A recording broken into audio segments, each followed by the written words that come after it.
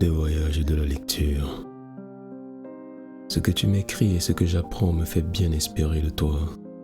Tu ne cours pas ça et là et ne te jettes pas dans l'agitation des déplacements. Cette mobilité est d'un esprit malade.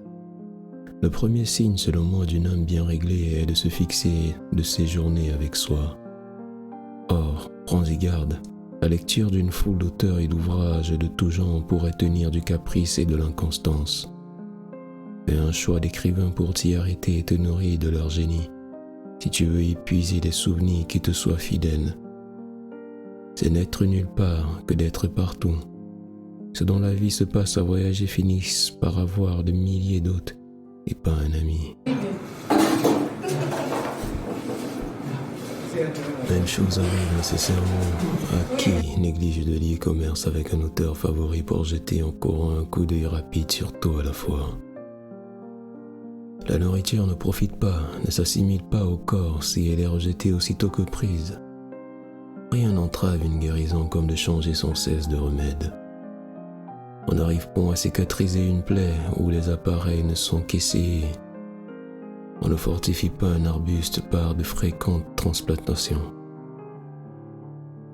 Il est chose si utile qui puisse l'être en passant. La multitude des livres dissipe l'esprit. Ainsi, nous pouvons lire tout ce que tu aurais. C'est assez d'avoir ce que tu peux lire. Mais j'aime à feuilleter tantôt l'un, tantôt l'autre. C'est là le fait d'un estomac affadi, de ne goûter qu'un peu de tout. Ces aliments divers et qui se combattent l'encrassent.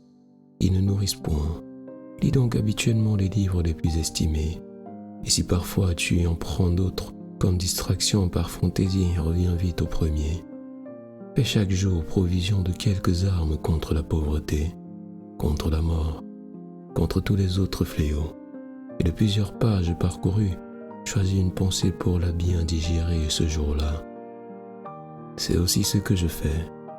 Dans la foule des choses que j'ai lues, je m'empare d'un trait unique. Voici mon butin d'aujourd'hui.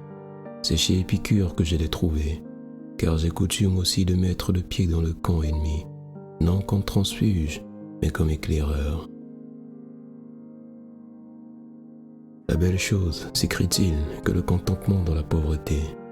Mais il n'y a plus pauvreté s'il y a contentement. Ce n'est point d'avoir peu, c'est de désirer plus qu'on est pauvre. Qu'importe combien cet homme a dans ses coffres, combien dans ses greniers, ce qu'il engraisse de troupeaux, ce qu'il touche d'intérêt, s'il dévore en espoir le bien d'autrui, s'il suppute non ce qu'il a acquis, mais ce qu'il voudrait acquérir. Quelle est la mesure de la richesse, diras-tu? D'abord le nécessaire, ensuite ce dont on se contente.